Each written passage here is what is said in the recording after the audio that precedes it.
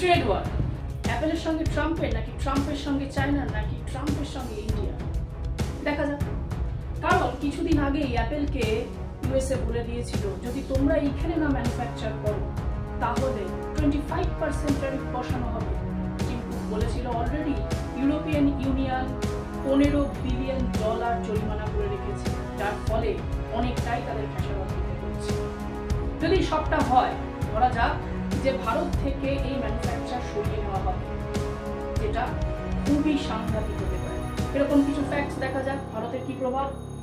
Factory worker ভারতে অ্যাপেলের 80,000-এরও বেশি, সাপ্লাই সার্ভিস 1,65,000-এরও বেশি, উইমেন ওয়ার্কার সব প্ল্যান্ট মিলিয়ে 70%-এরও মতো, এবং বলা হচ্ছে 2027-এর মধ্যে 50,000 আরো বেশি জব অপরচুনিটি রয়েছে অ্যাপেল ভারতের।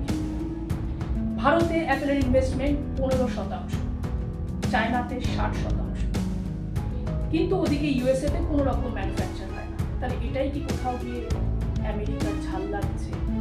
সেটা যদি হয়ে থাকে তাহলে ভারতকেও কিন্তু এক্ষেত্রে খেসারত করতে হতে পারে, কারণ এটা মেক ইন ইন্ডিয়া ইনিশিয়েটিভ। কারণ অ্যাপেল শুধুমাত্র কিন্তু টেক জায়ান্ট নয়, সেটা পলিটিক্স এবং ইকোনমিক্সের সঙ্গে ইন্ডিয়ার ইমপ্রুভমেন্টে অনেকটা জড়িত।